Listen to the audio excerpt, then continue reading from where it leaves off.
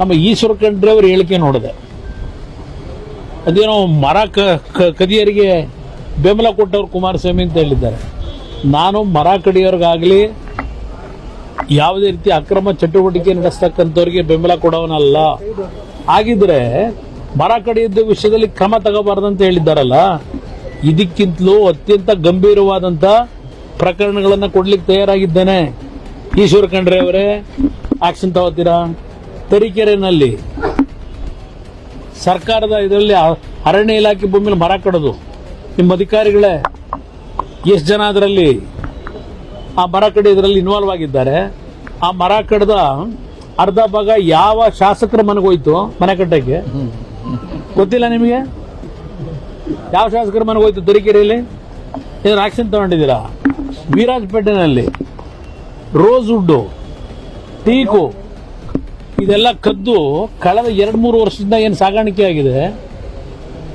August ತಿಂಗಳಿನಲ್ಲಿ ನಿಮ್ಮ ಕಚೇರಿಗೆ ಹಿರಿಯ ಅಧಿಕಾರಿಗಳು ಇದರಲ್ಲಿದ್ದಂತಹ ಕಡತಗಳು, ಕಾಗದ ಪತ್ರಗಳು ಎಲ್ಲ ಕಾಣೆಯಾಗಿದೆ. ಇದರ ಬಗ್ಗೆ ಗಂಭೀರವಾಗಿ ಸರ್ಕಾರ ತೆಗೆದುಕೋಬೇಕು, ಆಕ್ಷನ್ ತಗೋಬೇಕು ಅಂತ ಹೇಳಿ ಕೋಟ್ಯಾಂತರ ರೂಪಾಯಿ ಮೆಟೀರಿಯಲ್ ಸರ್ಕಾರದ ರೋಸ್ವುಡ್, ಟೀಕುಡ್ ಅನ್ನ ಕದ್ದಿದ್ದಾರೆ. ಏನ್ ಆಕ್ಷನ್ ತಗೊಂಡ್ರಪ್ಪ? ಇಲ್ಲಿ ಹೇಳಿದ್ರಲ್ಲ, ಏನು 12 ದಿನದಲ್ಲಿ ಶರವೇಗದಲ್ಲಿ ಅಧಿಕಾರಿಗಳು ಆಕ್ಷನ್ ತಗೊಳ್ಳಿಲ್ಲ ಅಂತ ಸಸ್ಪೆಂಡ್ ಮಾಡಿದ್ದೀನಿ ಅಂತ ಹೇಳ್ತಾ ಇದ್ದೀರಿ ಅಲ್ವೇ ಈಶ್ವರ ಖಂಡ್ರೆ ಅವರೇ? ಬೇಕಾ ನಿಮ್ಗೆ ವಿರಾಜಪೇಟೆದು? ಆಗಸ್ಟ್ ತಿಂಗಳಲ್ಲಿ ನಿಮ್ಮ ಮುಂದೆ ಫೈಲ್ ಬಂದಿದೆ. ರೋಸ್ವುಡ್ ಕಳ್ತನ ಆಗಿರೋದು, ಕದೀತಾ ಇರೋದು, ಎಷ್ಟು ಜನ ಮಾಡಿದ್ದಾರೆ ಅಂತೇಳಿ ಎಲ್ಲ ಅಂಕಿಅಂಶ ಇಟ್ಟಿದ್ದಾರೆ. ಯಾಕೆ ಇವತ್ತವರೆಗೆ ಆಕ್ಷನ್ ಇಲ್ಲ? ಎಲ್ಲ ಚರ್ಚೆ ಮಾಡೋಣ. ನಾನೇನು ದಾಖಲೆಗಳಿಲ್ಲದೆ ಮಾತಾಡಲ್ಲ. ಯಾವ ಶಾಸಕರ ಮನೆ ಹೋಗಿದೆ ಸರ್? ಕೇಳ್ಕೊಳ್ಳಿ ಅವ್ರನ್ನೇ, ಯಾಕೆ ಅದನ್ನ ಸೈಲೆಂಟ್ ಆಗಿಟ್ಟವ್ರೆ ಅಂತ. ಇವತ್ತು ಈಶ್ವರ ಖಂಡ್ರೆ ಅವ್ರಿಗೆ ಮಾಹಿತಿ ಸರಿಯಾಗಿದೆಯಾ?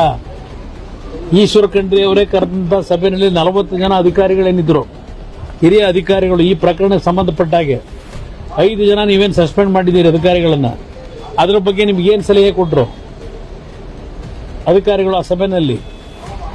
A1 A2 ಆರೋಪಿಗಳು ಬೇರೆ, ಇವರ ಮೇಲೆ FIR ಇಲ್ಲ. ಯಾರು ವಿಕ್ರಮ್ ಸಿಂಹನ್ ಮೇಲೆ FIR ಹಾಕಿಲ್ಲ. ಆರೋಪಿಗಳನ್ನು A1 A2 ಆರೋಪಿಗಳನ್ನ ಆಫೀಸರ್ಸ್ನ ಕಚೇರಿ ಒಳಗೆ ಬೇಲ್ ಕೊಟ್ಟು ಕಳಿಸ್ಬಿಡ್ತೀರಿ. ಇವ್ರನ್ನೇ ಕರ್ಕೊಂಡೋಗಿ ಅರೆಸ್ಟ್ ಮಾಡಿ ಮ್ಯಾಜಿಸ್ಟ್ರೇಟರ್ ಮುಂದೆ ತಗೊಂಡೋದ್ರಿ. ಮ್ಯಾಜಿಸ್ಟ್ರೇಟರ್ ನಿಮ್ಗೆ ಏನ್ ಹೇಳಿದ್ರು?